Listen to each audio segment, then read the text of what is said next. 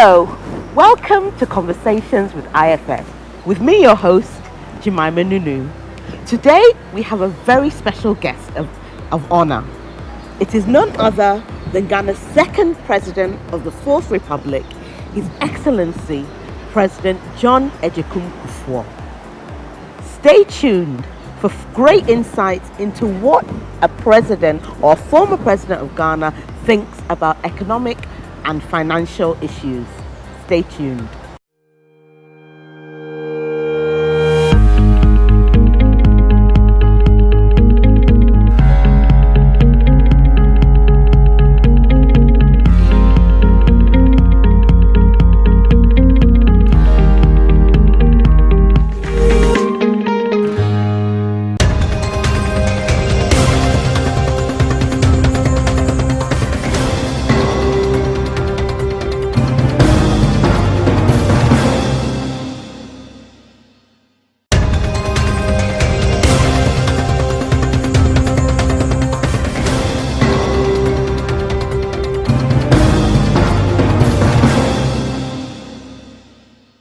Hello and welcome to Conversations with IFS. Today I have the singular honor to be interviewing Ghana's second president of the Fourth Republic, His Excellency John Agyekum Kufour. Your Excellency, you are most welcome. Thank you. It's a pleasure to be interviewing you today. I'm happy to be welcoming you to this house, which is your home. Indeed, indeed. Your Excellency, it's been almost a decade since you left the presidency, and since then you've had various international diplomatic appointments, some very prestigious ones. And I wanted to know, from these appointments that you've had with various agencies, what have you learned with regards to Africa's development? What reflections do you have on our development as a continent? Well, the reflections have been many, but the appointments I've had so far, I believe, are mostly like global. For instance, when I was invited by Ban Ki-moon as one of 3 people to be global ambassadors on climate change. When you're talking climate change, you just cannot sort of divide or apportion responsibility to, say, a continent or some country. It's global.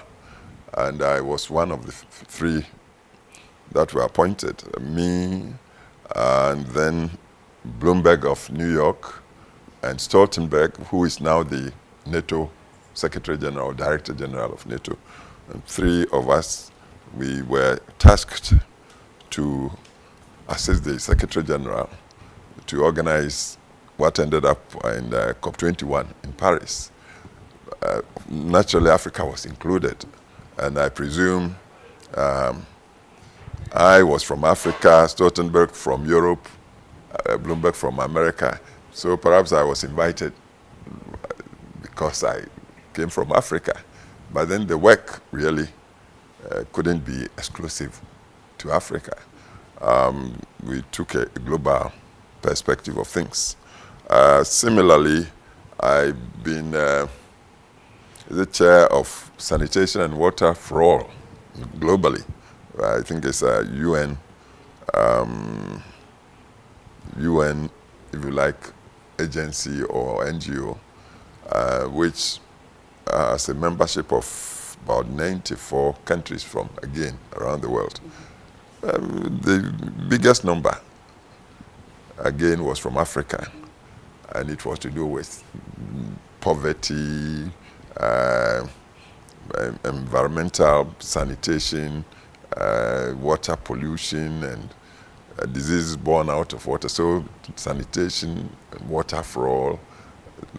There you could talk of a bit more of Africa, but nevertheless it was a global thing. I've been chair and was chair for 5 years of Interpeace, another global thing headquartered in Geneva in Switzerland. But again, it was to help countries coming out of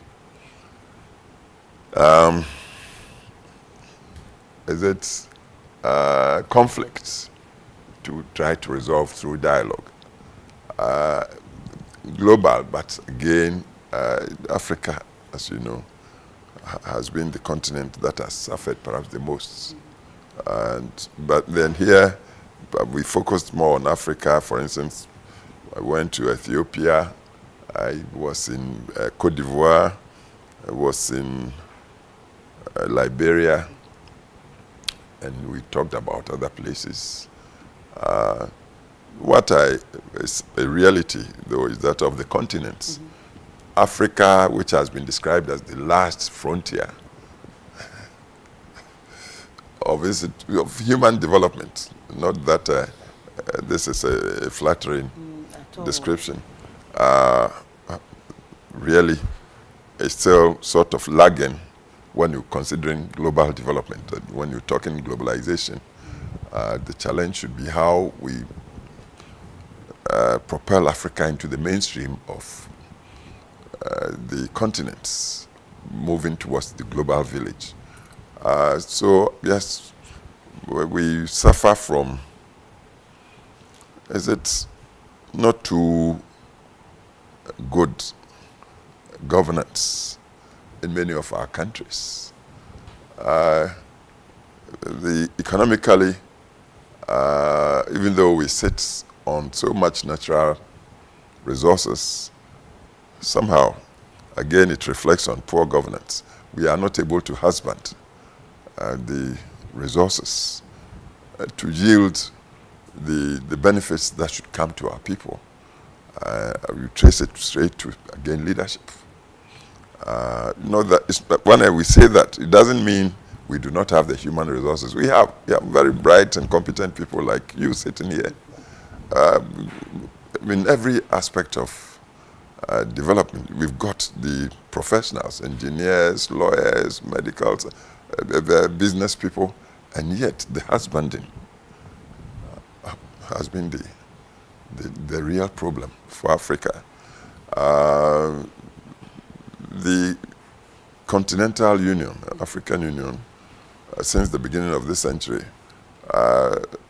has advocated for the regional groupings, for instance, moving together into customs unions and for opening up of the continent with infrastructure like rail, roads, telecommunications, and whatnot, so that we get to know each other better, we get motivated,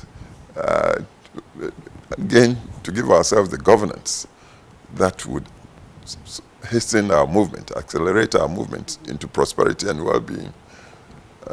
And the African Union, in fact, by its Constitutive Act, also talks of going democratic, respecting human rights, for instance, in terms of governance. And it also has set up NEPAD, New Partnership for Africa's Development, so that even where we lack in terms of, say, technology, capital, access to market and that sort of thing, we through the partnerships, both from within and from outside, we could leapfrog, use the know-how. Through negotiation, you can even buy the know-how to propel us. We've been talking about all these things over the past, say, almost 2 decades. But we still have got some way to go. On the front of governance, democratic governance, for instance, it seemed for a while that the dictators were receding back into history. But within recent times, within the past 2, 3, 4, 5 years, what do we see? Governments that should be going out because of the expiration of time, constitutional time, overnight or on the eve of the time they should be going, rush to change constitutions to give themselves more time in power. So again, democratically, in governance terms, we seem not to be quite moving in the spirit and letter of our constitutions. How can we overcome this? Well, fortunately, the world is opening up so fast with the aid of the digital technology, the mobiles and iPads and so forth and so on. Through these machines, people get to know things so fast. And also, we find that with the machines, it tends to be difficult to hide anything. And so people are getting informed, and all over the place, the youth who are better educated than their fathers and so on, they are beginning to stand up for their rights and to demand accountability of their governors, and also to insist on transparency of policies. This way, I believe governments would begin to sit up, the leaders would begin to sit up, and to know that they cannot take the people for granted like they've tended to do since independence times so far. So I believe this is the trend which would make for to improve quality of governance. But we are yet to get there. So this is... Well, within this decade, you've also launched and set up your own personal foundation, the John A. Kufour Foundation. Yes. And I'd just like to know what projects that you're doing there, key emphasis, etc. Well, the full name is John A. Kufour Foundation for Leadership, Governance, and Development. The whole idea is that everywhere, everybody wants development. When we talk development, we're talking of economic and social development, the well-being of the individual. I believe in that. Everyone should count, inclusive development. And but as I said earlier, we don't seem to be getting there. Africa is perceived as perhaps the poorest continent. When you look at all the continents, even though Africa perhaps has inordinate share of natural resources, more than any other continent. So what's the cause? And we find from my long experience in public life, and when I say this, I've been in public life for over 40 years. I started young.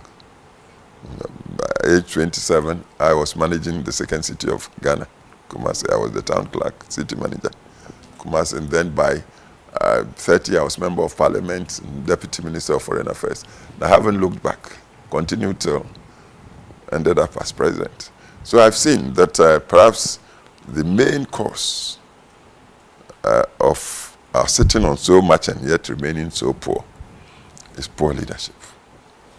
And so when I was stepping down as president, I thought the legacy I should leave, not only to Ghana, but to elsewhere on our continent, was to get the youth of Ghana and the continent to appreciate that right leadership, quality leadership, is the touchstone to change the fortunes, to transform our continent. When you get it right, and again it was proven in my tenure as president, within 6 years, our government was able to move Ghana's economy from the third world brackets into middle income, even though it was lower middle income. You'd remember we did the highly indebted poor countries initiative, and in record time we moved Ghana out of it to achieve the debt forgiveness initially of $4 billion, and by the time we were leaving, forgiveness had amounted to almost $8 billion, to give us that space to do things, to change the fortunes of Ghana. And the per capita income of our gross domestic products, which was about $400 around 2001, shot up by the time we were exiting to $1,300 US. It was then cocoa, for instance, output increased from about 350,000 tons a year to, by 2006, over 700,000 tons, all-time record, over 100 years of cocoa production in Ghana. And so we were even able to predict in 2006 that by 2010, if the trend continued, Ghana should hit over 1 million tons of cocoa, and it happened. And because of the atmosphere we engendered, we attracted the investments from all over. The banks, for instance, the number of banks 2001 didn't amount to more than 7. By the time we were going, the number was almost 30. And the banks had started competing among themselves, chasing people to go for credit, something that never happened like that before. So if Ghana could do it, and it was through leadership, I believe it could happen across the continent. So I set this foundation up to try to imbue in our youth a missionary sense for the youth, especially in our tertiary institutions, to appreciate that they are privileged, each and every one of them, because for each of them, you may get more than 100,000 of their cousins much less privileged in the rural places, afflicted by poverty, ignorance, diseases, unemployment, and so forth and so on. Even those who had the opportunity to be on campuses. Now we have Unemployed Graduates Association. So how do we do it? We can only do it when the privileged groups see the vision and believe that they could do it and commit themselves to help to do it, not for themselves, but for their communities at large. And when we work like that, once we get so imbued, you see that corruption would abate. We would rather give, believing that our giving would yield more. We'll have that self-confidence to negotiate. Say when you become, is it a minister or a chief executive or some technocrat, and you have to engage with some foreign group, you stand eyeball to eyeball with them and negotiate to make sure that it will be win-win. They are not coming here because they love us. They're coming for what they can get. And since we have what they want to come for, we should know how to also hold it so that we get from them what we should want. If it is the technology you want to bring, is it the capital you want to come and invest here with, or the markets you are bringing so we share? If we know this, we'll negotiate fairly. So they would get what they want, we will get, and with that, the technology transfers and so forth, everybody. But this is not what has been happening to us for so long. And so my foundation is going out.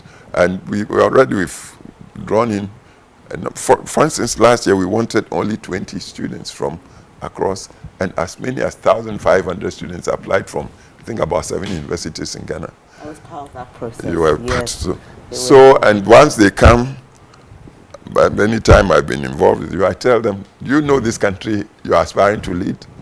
How can you aspire to lead people you do not know, or a country you do not know? So go into the hinterland, get to see, as the Hausa man would say, fili fili, how your cousins, the less privileged cousins, how they are living, the diseases afflicting them, the water, polluted water, some of us, our own people are drinking, the lack of facilities, the bad roads. We have got the land, but we do not employ science and technology to farm, to yield. So what we get from the land is just a pittance. Whereas with right technology, which should come through extension services, from right policies, we could yield so many, many times more than we are getting. So this is what the foundation is all about. Good leadership would lead us inclusively. Forget about tribe, forget about religion, forget about gender. We are all human individuals. We are entitled to dignity and respect. That's what right leadership would yield us. We would respect those with the talent who should be moved, sponsored, with the right incentives, of course. So they would focus here. They would not rush across Sahara and into Europe for greener pasture. They would stay here and use their talents to serve our communities. And then we'll be there. When we do this, and good governance, as I said earlier, would make you, the leader, also accountable and transparent.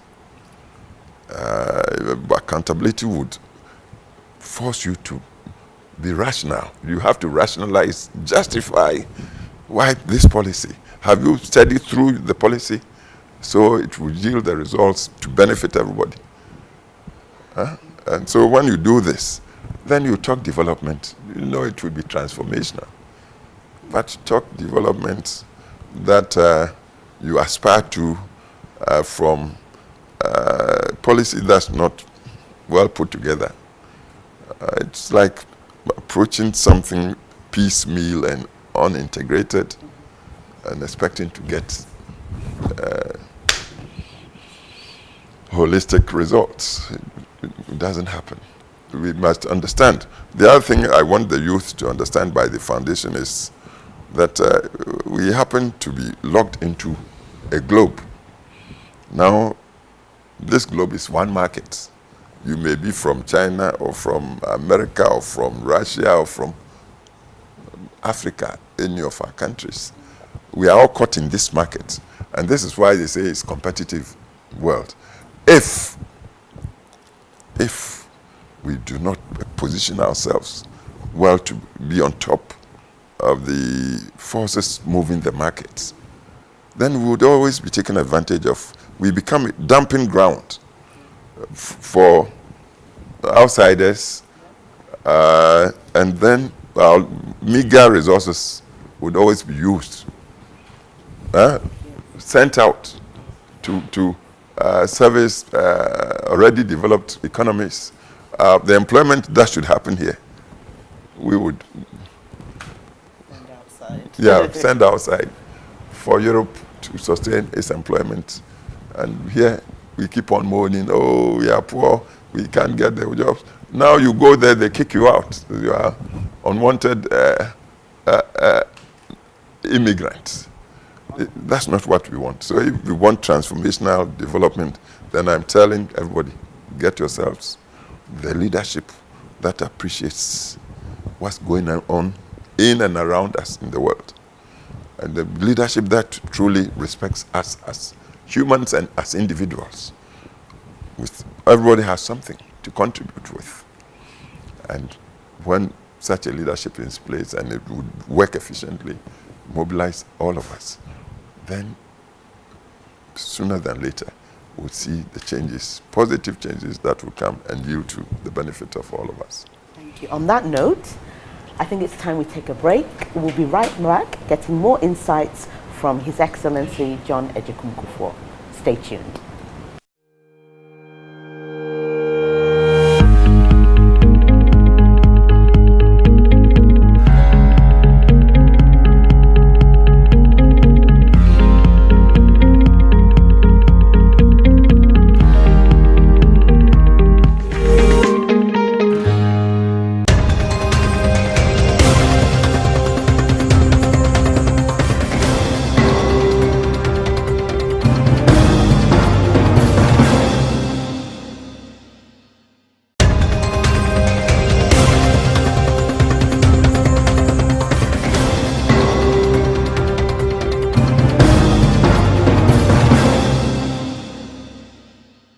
Welcome back and thank you for staying tuned. Today, my special guest is His Excellency John Agyekum Kufour, the former President of the Republic of Ghana. Your Excellency, welcome again. Thank you. I'd just like us to talk about policy continuation.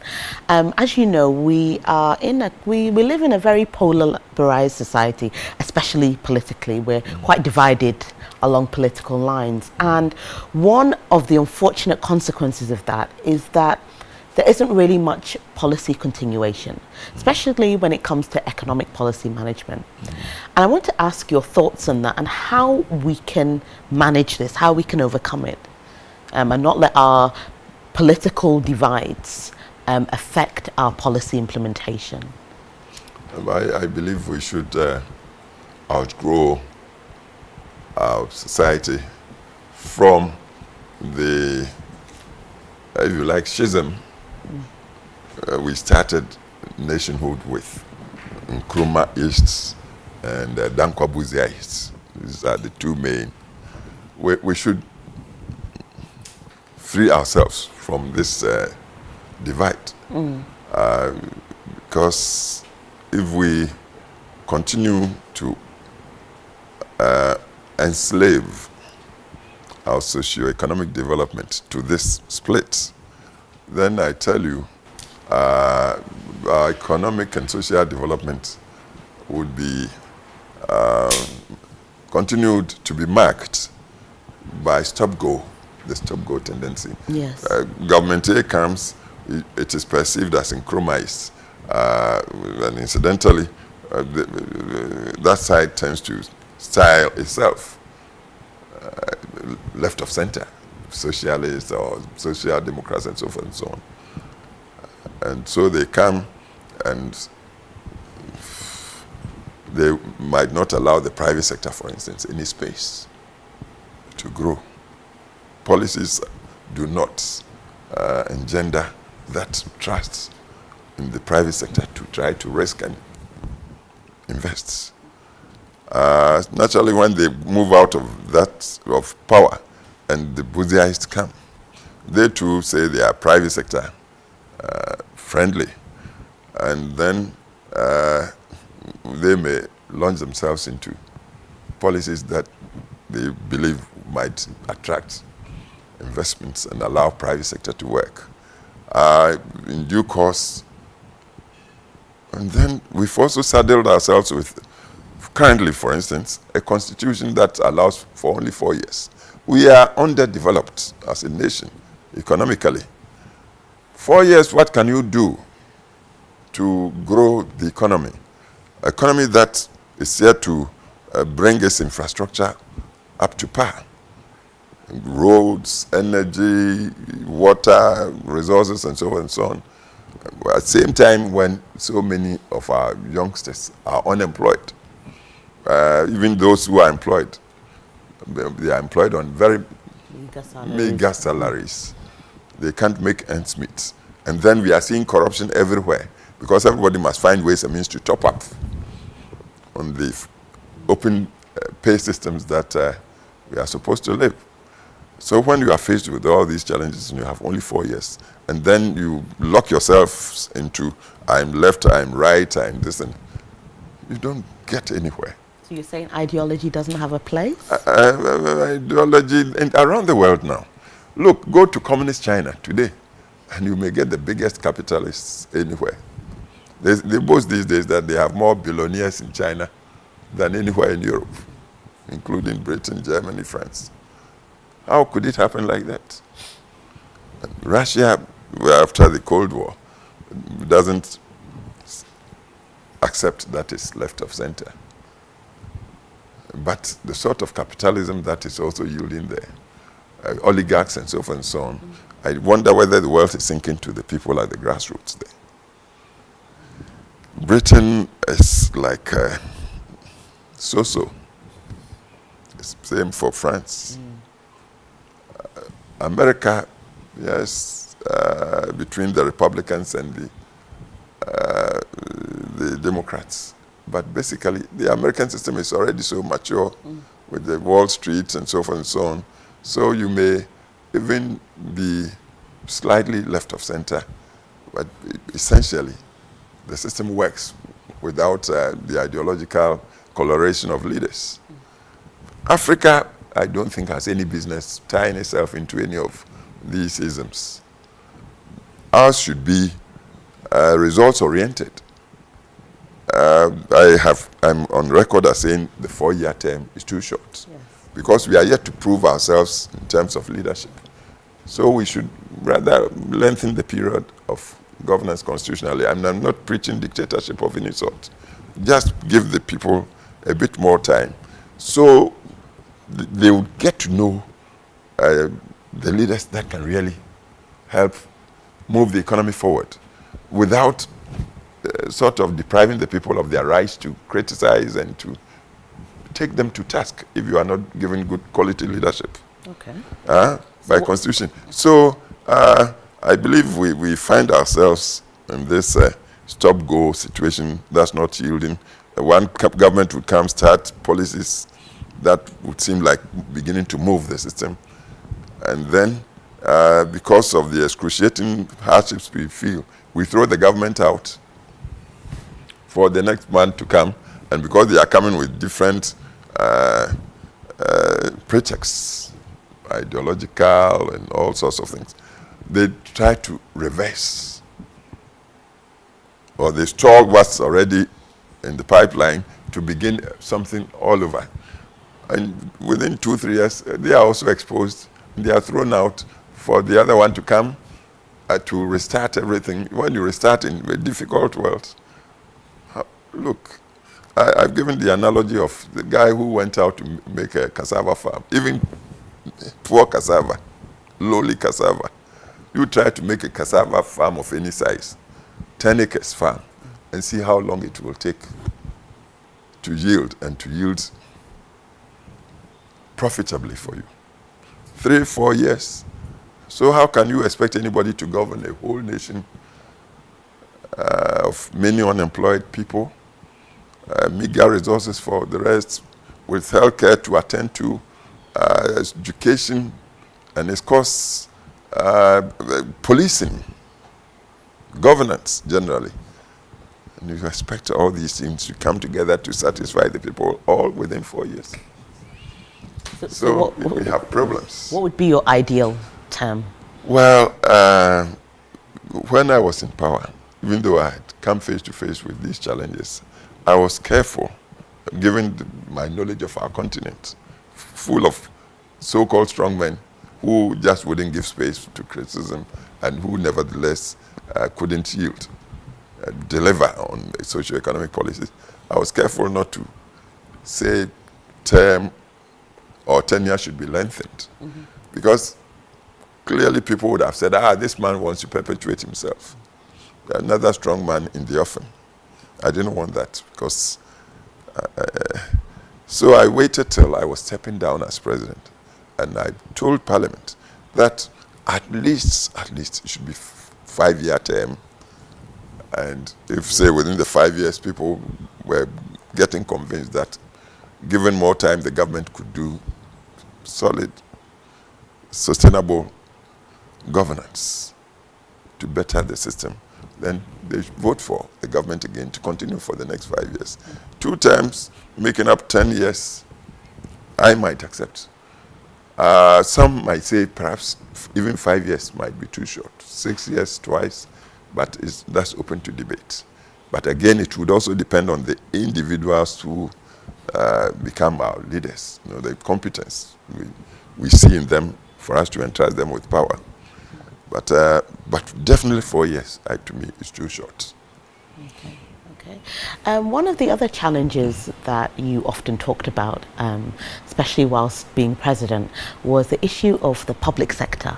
Yes, and the challenges that we were facing in the public sector. Indeed, you set up public sector reform. Yeah.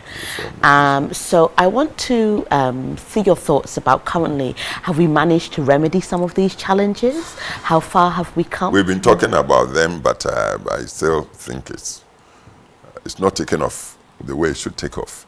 You see, another bane to our development is bureaucracy, red tapeism. The civil service and public sector generally, they don't seem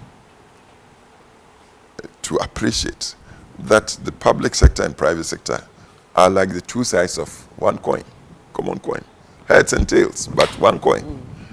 And because they are one, they should pursue common interests. The one cannot go and leave the other behind if we really want to move the society. This was why I said we should have the public sector reform, because to me, the public sector should be like the infrastructure to move the private sector. We have been mouthing the slogan of the private sector is the engine of growth, or should be the engine of growth. Private sector, by definition, is a sector of the individual, or if you like, the group or company that is risking its own resources in some investment to get some profits. That's the private sector. But before anybody can do this sort of thing as private sector, they would need to get some land, which must be registered with the authorities, government. They would need to work within the labor laws set by government. They would attract loans to invest, interest rates and everything as imposed by public sector. The atmosphere, if say it's inflation must be managed. It's a macroeconomic factor, must be managed by government. The incentives that say the public sector should give to the risk taker, because any risk taker coming on with investments would bring in the employment, would generate the employment for our people at large, and also create the wealth, because as they begin to succeed, they bring in the profits that must be taxed by the state to enrich itself. So if we understand that the private sector is like some beast that will yield for the good of all, why should the public sector not support it? If it's say like a cow, you fatten the cow, so you get the milk from it, and even the meat, the food, and everything. But we do not fatten the private sector. And the private sector wanting some license would go to some ministry, and the civil servant there who enjoys security of tenure would make the sector go, come. Something that can be done in a day, this venturist might take 1 month and might not get it. And then that's where the corruption too comes. Because this person might feel so frustrated, before you know, he's operating under the table. Because the macroeconomic management hasn't been efficient, then inflation afflicts, interest rates are so high, you take a loan to invest as private sector, like what happened not too long ago, when the interest rate on the loan is 50%, and even currently paying 30% for. What sort of business can the private sector do with this interest and make profits to sustain the employment and also yield the profits that we need to grow the economy? So I said, no, let the public sector appreciate that it must play the role of infrastructure. Because public, we know it in this country, public sector companies never tended to do well. Let's allow the private sector to risk. When they make their profits, yes, they pay due taxes to the state, and let them take some of the profit, because it's through that we set in train the generative, if you like, principle or gene to support all the rest of us. So the public sector should appreciate all this, and then the civil servant, so motivated, would know that shouldn't be short-sighted. We shouldn't think in terms of short terms. Must have medium, long-term vision and feel the duty the public sector has towards the private sector to grow it, like fattening the calf. So eventually it would yield the milk for all of us to share and enjoy. So what were the key challenges that you found with? So we set up the ministry and also used the advice of some people, some experts, to try to get the public sector as a whole to appreciate that really public sector is to set the framework, set up the framework of empowerment for private sector to operate in and ensure that the private sector would operate efficiently and also responsibly, because we would tax it. The labor laws would be there to ensure that the private investor does not exploit labor unfairly. And then, so government, the public sector and private sector should have complementary existing, mutual coexistence to benefit both sides. On that note, let's take a quick break and we'll be right back.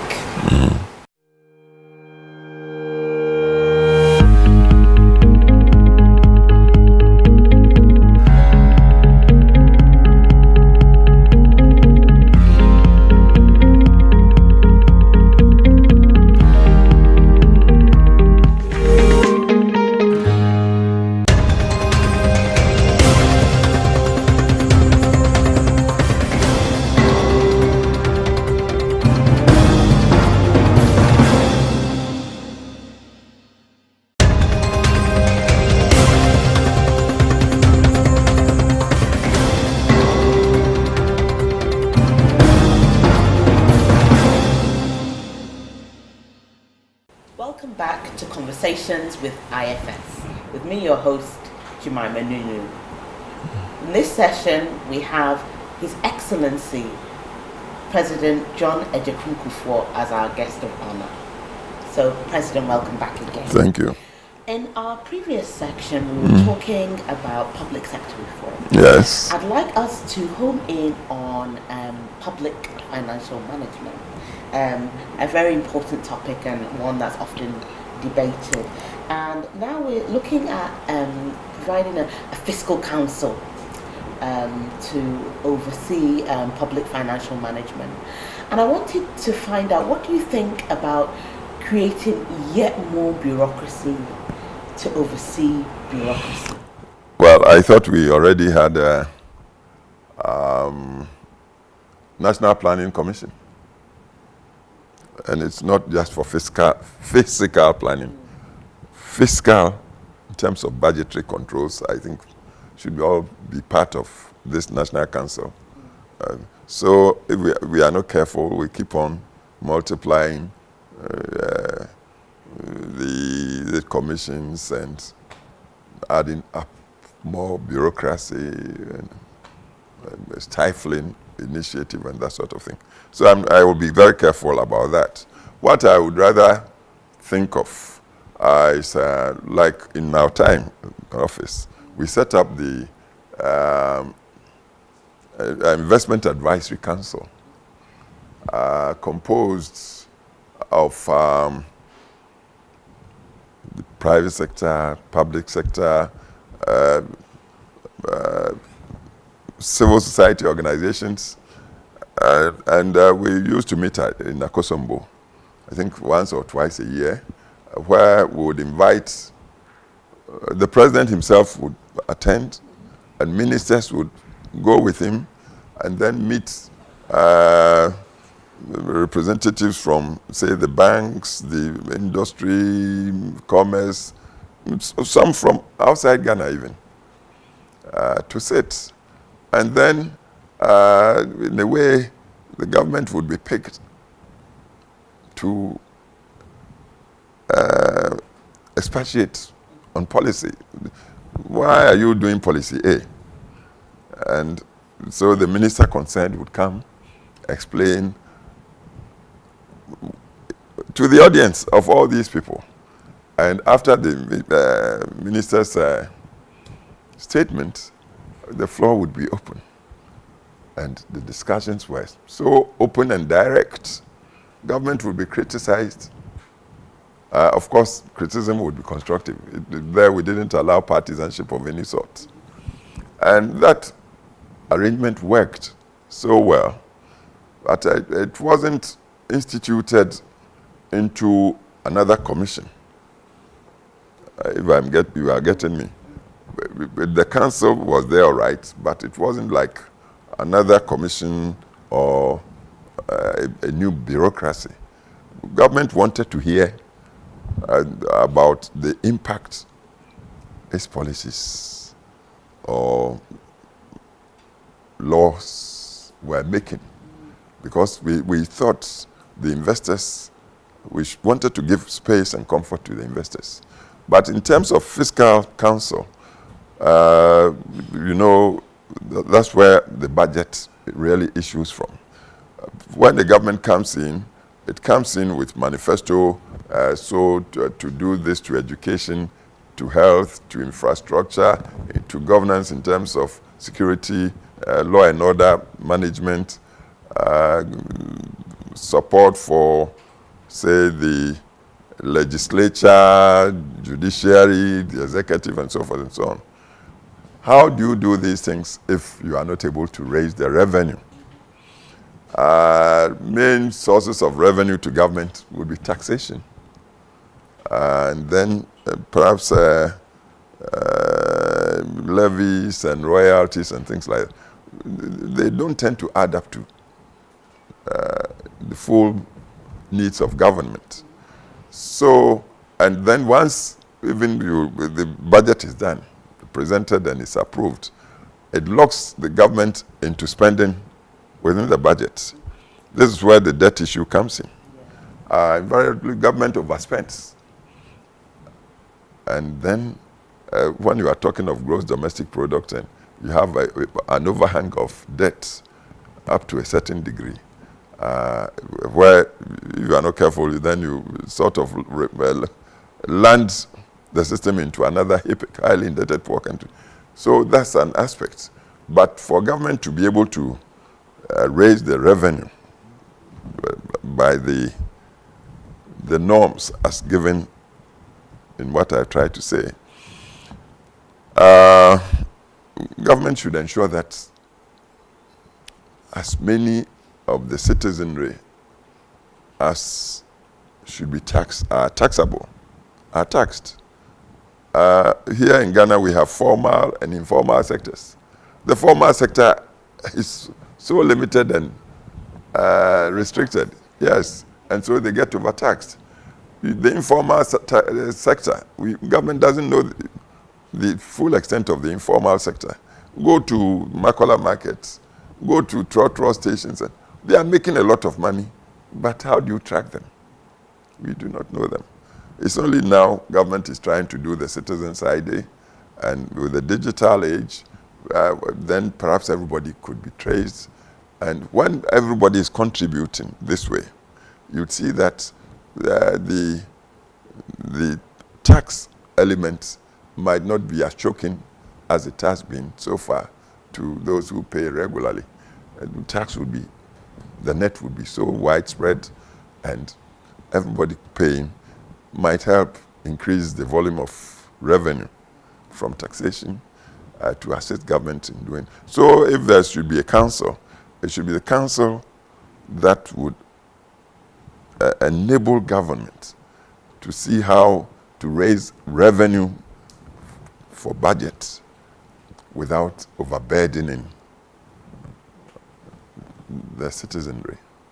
And so government can then pursue its duty of seeing to these social interventions it must do, the infrastructure development, the governance work, policing, supporting the main agencies of state and that sort of thing. But then with this and with the cooperation, the public-private partnership that would yield, you would see that government would then do the framework to encourage and empower the private sector also to yield and yield profitably. So their government would get the employment for the citizenry that the private sector as such really shouldn't be doing. You studied in Britain or in America. It's not so much the public sector that employs so many people. But here, everybody is looking up to government to do it. But fiscal council, I believe, would enable government to collect as much tax as necessary and also run the budget efficiently, government to live within the budget, but at the same time might be able to advise government on how to support the private sector to grow, expand, to top up on government's efforts. And so then we see reality coming between the relationship between the public and private sectors. We talk of public-private partnership, then it's reality, and we all benefit by it. So if the fiscal council is coming to play such a role, then I'm supporting it. But if it's coming in as another planning commission full of regulatory mechanisms and things like that, and I say it should be the individual citizen that would be made to carry more and more burdens, and I wouldn't support that. So you spoke about the issue of public debt, and it's an always ever debatable topic, and each successive government always blames its predecessor. But what I want to know is, how do we break the vicious cycle of escalating public debt? No doubt there might be debts, continue to be debts. My appreciation of taking debt is to, as much as possible, invest for it to yield. There's a saying that wise investments tends to mean you first get yourself saved, perhaps the first 1,000, say cedis or dollars as your capital, and you use it to leverage other people's monies to do your investment, to get the profits. Then you pay back their money, but then you are perhaps 3 or 4 times richer than you started.